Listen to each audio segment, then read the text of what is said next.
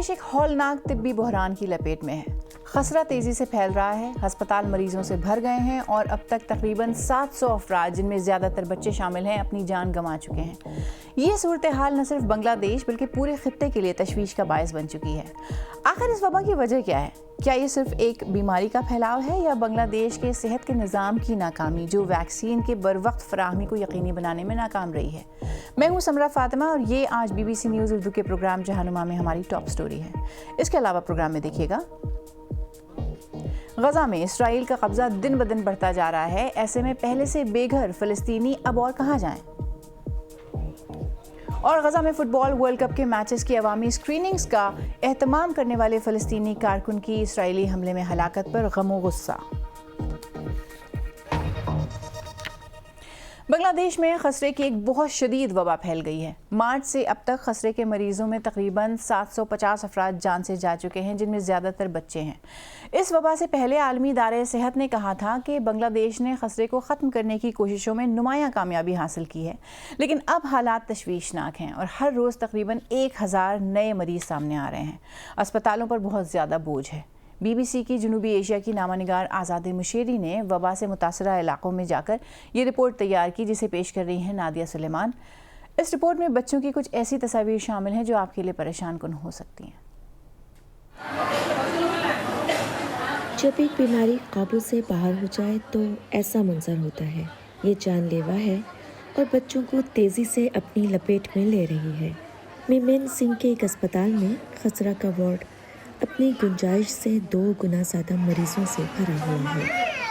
بستر بہت کم ہے، یہ صرف بہت بیمار بچوں کو ملتا ہے۔ 4 ماہ کا عرفات بھی ان میں سے ایک ہے۔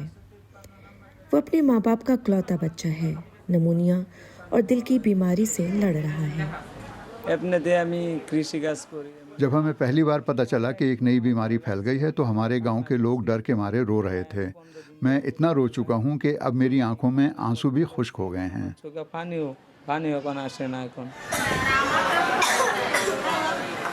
9 ماہ کی تنیشا بھی ان بچوں میں شامل ہے۔ تنیشا کے جسم کا مدافعتی نظام کمزور ہو چکا ہے۔ دوسری بیماریوں کے علاوہ اس کی جلد میں بھی انفیکشن ہے۔ اسے علاج کے لیے 3 مختلف اسپتالوں میں لے جایا گیا ہے۔ یہ صرف 2 بچے ہیں۔ اس وارڈ میں ایسے درجنوں بچے موجود ہیں۔ اگرچہ بنگلہ دیش نے خسرہ ختم کرنے کی طرف اچھی پیش رفت کی تھی، لیکن اس اسپتال پر پڑنے والا اتنا زیادہ دباؤ ظاہر کرتا ہے کہ یہ ساری محنت کتنی جلدی ضائع ہو سکتی ہے۔ اور کچھ خاندان اپنے بچوں کو ویکسین لگوانا چاہتے تھے لیکن انہیں کہیں بھی ویکسین نہیں ملی۔ ملیحہ کا آخری ڈریس۔ محفوظ الرحمان اور ان کی بیوی 1 مہینہ پہلے اسے قریبی کلینک میں ویکسین لگوانے لے گئے تھے۔ انہیں بتایا گیا کہ ویکسین موجود نہیں ہے۔ ملیحہ صرف 11 ماہ کی عمر میں وفات پا گئی۔ وہ ہر لحاظ سے بہت پیاری تھی۔ وہ شروع سے ہی بہت پرسکون تھی۔ جب وہ پیدا ہوئی تب بھی ڈاکٹر نے پوچھا تم نے اتنی بڑی غلطی کیوں کی؟ ہم نے بتایا کہ ہمیں ویکسین نہیں مل سکی اور وہ بیمار تھی۔ ڈاکٹر نے کہا اب سب کچھ اللہ کے ہاتھ میں ہے۔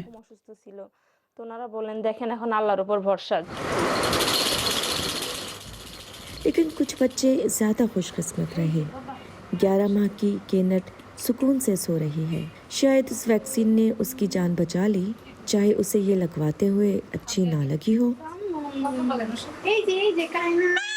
اپریل سے اب تک 1,80,00,000 سے زیادہ بچوں کو ویکسین لگائی جا چکی ہے۔ یونیسیف کا کہنا ہے کہ ویکسین کا آرڈر دینے میں دیر کی گئی، جس کی وجہ سے ویکسین کی کمی ہو گئی۔ یونیسیف کا کہنا ہے کہ انہوں نے پہلے ہی اس خطرے سے خبردار کیا تھا۔ جو بھی کرنا ہو اس کے لیے پہلے سے کافی وقت رکھیں تاکہ ویکسین کی خریداری اور فراہمی کا نظام بہتر بنایا جا سکے۔ ہمیں خدشہ تھا کہ ویکسین کی کمی ہو سکتی ہے۔ یہ گنجان آبادی والا ملک ہے جہاں کئی عوامل نے مل کر یہ صورتحال پیدا کی ہے۔ ہم نے عبوری حکومت کی ہیلتھ منسٹری کے ایک سینئر اہلکار سے بھی بات کی۔ انہوں نے ویکسین کی کمی سے انکار کیا۔ ان کا کہنا تھا کہ اگرچہ یونیسیف نے اپنی تشویش ظاہر کی تھی، لیکن اس نے خسرہ پھیلنے کے خطرے کے بارے میں کوئی واضح انتباہ نہیں دیا تھا۔ حکام کا کہنا ہے کہ نئے مریضوں کی تعداد کم ہو رہی ہے، لیکن پھر بھی ہر روز تقریباً 1000 نئے کیسز سامنے آ رہے ہیں۔ ہمارے ہسپتال آمد کے چند دن بعد ہمیں معلوم ہوا کہ ننا عرفات وفات پا گیا ہے۔ یہ اس بات کی یاد دہانی ہے کہ آج بھی بچے ایک ایسی بیماری سے جان گنوا رہے ہیں جس سے ویکسین کے ذریعے بچا جا سکتا ہے۔ اور اس بارے میں مزید بات کرنے کے لیے اس وقت ہمیں دبئی سے جوائن کر رہے ہیں public health expert doctor Humair Nasir. Doctor صاحب بہت شکریہ ہمیں جوائن کرنے کے لیے۔ ہمیں سب سے پہلے یہ بتائیے ڈاکٹر حمیر کہ بنگلہ دیش میں خسرہ اتنی تیزی سے پھیل کیوں رہا ہے؟ اس وبا کو ہوا دینے والے بنیادی عوامل آپ کو کیا لگتا ہے کیا ہیں؟ دیکھیں جو خسرہ ہے وہ دنیا کی سب سے زیادہ متعدد بیماریوں میں سے ایک ہے، اور اس کے پھیلنے کا جو سب سے بڑا جو ریزن ہوتا ہے وہ ویکسینیشن کی شرح کو کم ہو جانا ہوتا ہے، یا پھر جو بچے ہوتے ہیں اور وہ مکمل طور پر دونوں ڈوزز نہیں لے پاتے ہیں، یا ان کے علاوہ گنجان آباد شہری علاقے ہوتے ہیں وہاں پر وائرس بہت تیزی سے پھیلتا ہے، کیونکہ یہ وائرس جو ہوتا ہے میزلس کا خسرہ کا یہ ریسپریٹری ڈراپلیٹ سے پھیلتا ہے، تو ایک شخص سے دوسرے شخص میں بہت جلدی یہ متاثر ہوتا ہے اور بہت جلدی ٹرانسفر ہوا ہوتا ہے۔ اچھا کیا اس کی وجہ صرف یہ ہے کہ بہت سے بچوں تک خسرے کی ویکسین بر وقت پہنچ نہیں سکی، یا دوسرے عوامل بھی ہو سکتے ہیں؟ پبلک ہیلتھ سسٹم کا وہاں پہ جس طرح کا جو نظام ہے، یا کوئی اور سوشل سٹرکچر میں جس طرح کے حالات ہیں؟ جی بالکل، اس میں جو سب سے پہلے جو ہوتا ہے جس کی وجہ سے یہ پھیل رہا ہے، اس کی سب سے پہلی جو وجہ ہے وہ ویکسینیشن کی کوریج کی سب سے پہلی جو چیز ہے وہ کمی ہوتی ہے۔ بعض علاقوں میں سہولت کی رسائی نہیں ہوتی ہے، اس کے علاوہ لوگوں میں غلط معلومات ہوتی ہیں جس کی وجہ سے خاندان اپنے بچوں کو ویکسینیشن سے روکتے ہیں۔ اس کے علاوہ سپلائی چین میں کمی کی وجہ سے بھی ہو سکتی ہے یہ سارے مسئلے۔ ڈاکٹر صاحب کچھ لوگ یہ بھی سوال اٹھاتے ہیں کہ شاید خسرے کی ویکسین اب اتنی مؤثر نہیں ہے جتنی پہلے ہوا کرتی تھی۔ کیا اس دعوے کی تائید میں کوئی سائنسی شواہد موجود ہیں؟ نہیں، ایسا بالکل نہیں۔ MMR کی خسرہ کی جو ویکسین ہے وہ آج بھی 97% مؤثر سمجھی جاتی ہے، اور عالمی ادارہ جو صحت ہے WHO اور اس کے مطابق جو ریسنٹ جو بنگلہ دیش کی سچویشن ہے اس کی وجہ سے وہ ڈوزز کی مکمل فراہمی نہ ہونے کی وجہ سے آئی ہے، وہ ویکسین کی کمی کی وجہ سے آئی ہے۔ ایسا کچھ بھی نہیں ہے کہ جو ویکسین ہے وہ مؤثر نہیں، مؤثر آج بھی ہے 97% to 98%، صرف اور صرف امیونائزیشن کے شیڈیول اور ان کی بر وقت کوریج سامنے نہ آنے کی وجہ سے ہوئی ہے۔ بہت شکریہ تفصیلات کے لیے۔ ڈاکٹر حمیر ناصر ہم سے بات کر رہے تھے دبئی سے۔ Thank you. غزہ میں اسرائیل کی زمینی کنٹرول لائن مسلسل تبدیل ہوتی جا رہی ہے، جس کے نتیجے میں عام شہریوں کی زندگی بری طرح متاثر ہو رہی ہے۔ حماس کے ساتھ امریکہ کی ثالثی میں ہونے والے معاہدے کے تحت اسرائیل نے اپنی فوجیں پیچھے ہٹانے پر اتفاق کیا تھا، اور ان کی حد کو اسرائیلی فوجی نقشوں میں پیلے رنگ سے ظاہر کیا گیا تھا، جبکہ زمین پر پیلے کنکریٹ بلاکس کے ذریعے نشان زد کیا گیا تھا۔ لیکن جیسے جیسے اسرائیل اپنا کنٹرول اس نام نہاد یلو لائن سے آگے بڑھا رہا ہے، ویسے ویسے غزہ کی رہائشیوں کے لیے جگہ تنگ ہوتی جا رہی ہے۔ دیکھیے منیرہ محمد کی یہ رپورٹ۔ تمر ابو آسی بیساکھی کے سہارے چلتے ہیں، اور وہ سابق حماس حکومت کی جیل کے صحن میں رہ رہے ہیں جو اب درجنوں بے گھر خاندانوں کی پناہ گاہ بن چکی ہے۔ ان کا کہنا ہے کہ وہ اپنے خاندان کے ساتھ یلو لائن کے قریب رہتے تھے، لیکن وہاں رہنے کی انہوں نے ایک بھاری قیمت ادا کی ہے۔ میرے بچے جنگ بندی کے دوران 20 نومبر کو لکڑیاں جمع کرتے ہوئے مارے گئے تھے۔ وہ صبح سویرے آگ جلانے کے لیے لکڑیاں اکٹھا کرنے گئے تھے کیونکہ میں زخمی تھا اور چل پھر نہیں سکتا تھا، اس لیے وہ میری مدد کر رہے تھے۔ پھر مجھے بتایا گیا کہ ایک اسرائیلی ڈرون نے انہیں نشانہ بنایا ہے۔ اس وقت جنگ بندی نافذ ہو چکی تھی۔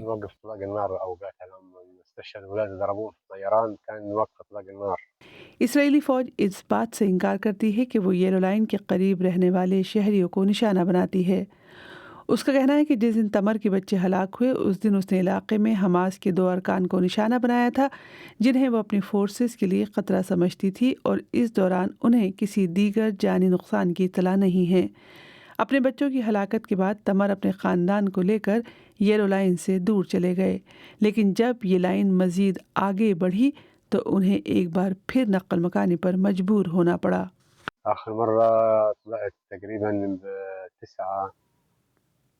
آخری بار ہمیں 9 جنوری 2026 کو نقل مکانی کرنی پڑی، یعنی میرے بچوں کی ہلاکت کے بعد ایک بلڈوزر اس جگہ تک پہنچ گیا تھا جہاں میں، میری اہلیہ اور بچے رہ رہے تھے، اور اس نے ہمارا ٹینٹ تقریباً توڑ دیا تھا جب ہم اس کے اندر تھے۔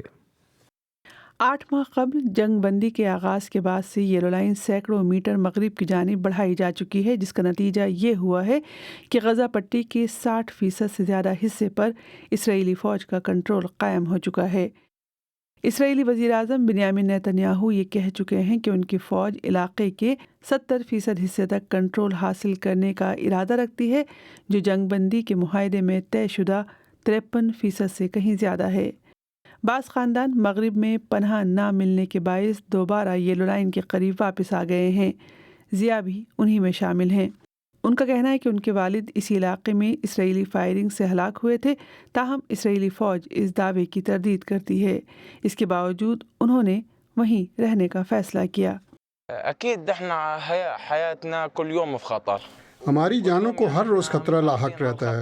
ہم بے شمار خوفناک حالات کا سامنا کر چکے ہیں، کبھی ملیشیا کی وجہ سے تو کبھی اسرائیل کی وجہ سے۔ ٹینک آگے بڑھتے رہتے ہیں اور یلو لائن بھی، پھر اغوا اور ملیشیوں کے حملوں کا بھی خطرہ ہے۔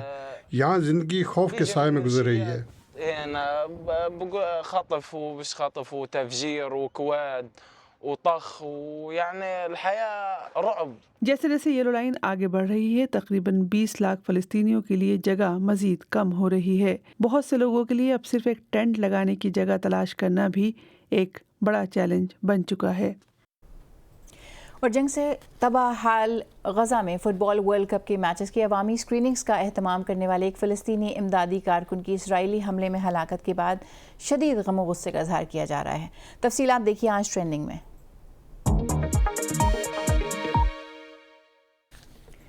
غزہ میں مسٹری کمیٹی کے شعبہ تعلقات عامہ کے ڈائریکٹر محمد الواحدی اس ہفتے ایک اسرائیلی فضائی حملے میں ہلاک ہو گئے۔ اسرائیلی فوج کا کہنا ہے کہ وہ اس حملے کا ہدف نہیں تھے، بلکہ حماس کے ایک اہلکار کو نشانہ بنایا گیا تھا۔ اس حملے کے وقت وہ مصر اور ارجنٹینا کے میچ کی اسکریننگ کے لیے جا رہے تھے اور ٹیکسی میں سفر کر رہے تھے۔ ان کی وفات کے چند ہی گھنٹوں میں سوشل میڈیا پر ان کے کام سے متعلق تصاویر اور ویڈیوز کی بھرمار ہو گئی۔ بہت سے لوگوں کا کہنا تھا کہ ان کی ملاقات واحدی سے امدادی سامان کی تقسیم کے دوران یا بے گھر افراد کے کیمپوں میں رہائش کے وقت ان سے ہوئی تھی۔ ایکس اکاؤنٹ فنی سے لکھا گیا کہ یہ واقعہ انتہائی افسوسناک ہے۔ اس سے اندازہ ہوتا ہے کہ جنگ اور تباہی کے ماحول میں بھی معمول کی زندگی کے ایسے چھوٹے چھوٹے لمحات لوگوں کے لیے کتنی اہمیت رکھتے ہیں۔ ADJ 2020 نے لکھا کہ سوال یہ ہونا چاہیے کہ ایسے میں جب جنگ بندی نافذ ہے تو اسرائیلی حملے ہو ہی کیوں رہے ہیں، جبکہ مارٹن میک ایون لکھتے ہیں کہ اسرائیل بار بار ایسے حملوں کے بعد کہتا ہے کہ ہلاک ہونے والے افراد اس کا ہدف نہیں تھے، جبکہ ان حملوں میں بڑی تعداد میں بے گناہ شہری مارے جا رہے ہیں۔ 65 سالہ محمد الوحید 2.5 برس سے زیادہ عرصے سے ہنگامی غذائی امداد کی فراہمی میں رابطہ کارکردگی کر رہے تھے۔ وہ بے گھر خاندانوں کے لیے کیمپوں کے قیام کی نگرانی اور بار بار نقل مکانی پر مجبور ہونے والے آبادیوں تک امداد پہنچانے میں سرگرم رہے۔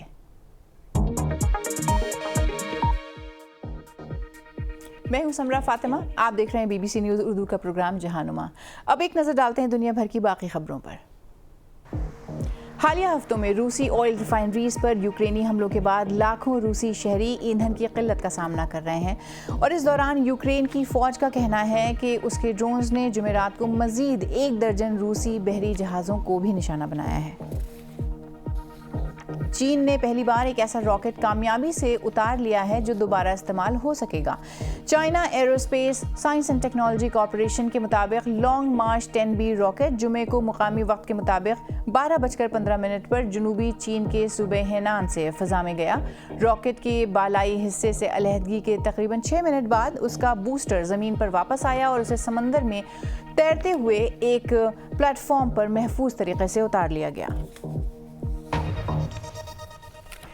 سمندروں میں مرین ہیٹ ویو کے باعث بحیرہ روم کے آکٹوپس انگلینڈ کے سمندری پانیوں کا رخ کر رہے ہیں، جس سے ماہی گیروں کی چاندی ہو گئی ہے۔ وہ بڑی مقدار میں آکٹوپس بیرون ممالک منڈیوں کو ایکسپورٹ کر رہے ہیں۔ دیکھیے جسٹن رولٹ کی رپورٹ، جسے پیش کر رہے ہیں رفاقت علی۔ ڈیون کا شہر برکسم انگلینڈ کی سب سے بڑی فش مارکیٹ ہے اور یہاں ایک ایسی مخلوق کی فروخت بہت تیزی سے بڑھ رہی ہے جو عام طور پر یہاں بہت کم دیکھی جاتی ہے۔ برطانیہ کے اس نئے رہائشی سے ملیے، یہ میڈیٹرینین آکٹوپس ہے۔ سائنسدانوں کا کہنا ہے کہ یہ اب یہاں بڑے پیمانے پر نسل بڑھا رہے ہیں۔ ایسا پہلے کبھی کبھار ہی دیکھا گیا ہے۔ اس کی ممکنہ وجہ ہمارے سمندروں کا گرم ہونا ہے۔ ہر چند اشروں بعد برطانیہ کے سمندروں میں آکٹوپس کی تعداد بہت زیادہ بڑھنے کی خبریں آتی ہیں، لیکن ماہرین کا کہنا ہے کہ اس بار صورتحال بالکل مختلف ہے۔ برکسم کی مارکیٹ میں چند ہفتے پہلے ایک ہی دن میں 103 ٹن آکٹوپس بک گئے۔ یہ تقریباً 5 لاکھ پاؤنڈ کی مالیت کے تھے۔ دیکھیے، اس والے نے ابھی ایک لابسٹر پکڑا ہے۔ مچھیرے کہتے ہیں کہ جب سے آکٹوپس کی تعداد بڑھی ہے، لابسٹر، کیکڑے اور اسکیلپس کا شکار بہت کم ہو گیا ہے۔ تو آخر یہ اتنی بڑی تعداد میں یہاں کیوں ہیں؟ پلائماؤتھ میرین لیبارٹری کے سائنسدان پانی میں جدید ترین سینسر والے آلات اتار رہے ہیں۔ یہاں کے سمندر پر 100 سال سے زیادہ عرصے سے نظر رکھی جا رہی ہے، جس کی وجہ سے ریسرچ کرنے والوں کو یہ سمجھنے میں بہت مدد ملتی ہے کہ سمندر کیسے بدل رہا ہے۔ ہمارے ہاں پہلے بھی آکٹوپس کی تعداد بڑھتی رہی ہے۔ عام طور پر ایسا تب ہوتا ہے جب پانی گرم ہوتا ہے۔ اس لحاظ سے ہم جانتے ہیں کہ یہ کوئی انوکھی بات نہیں ہے، لیکن اب یہ اس لیے ہو رہا ہے کیونکہ میرین ہیٹ ویوز پہلے سے زیادہ آ رہی ہیں اور زیادہ دیر تک رہتی ہیں۔ آکٹوپس کی یہ تعداد بہت ہی زیادہ ہے۔ ہم ہر سال ایک واضح تبدیلی دیکھ رہے ہیں اور پانی گرم سے گرم تر ہوتا جا رہا ہے۔ میٹافز کا کہنا ہے کہ گزشتہ 18 مہینوں سے برطانیہ کے سمندروں میں کہیں نہ کہیں ہیٹ ویو موجود ہے۔ گرمی کے یہ مقامات بدلتے رہتے ہیں، لیکن یہ غیر معمولی گرمی کبھی پوری طرح ختم نہیں ہوئی۔ صرف آکٹوپس ہی نہیں جو یہاں پھل پھول رہے ہیں، بلکہ ڈالفن کی کچھ اقسام اور بلو فن ٹونا فش کی تعداد بھی بڑھ رہی ہے۔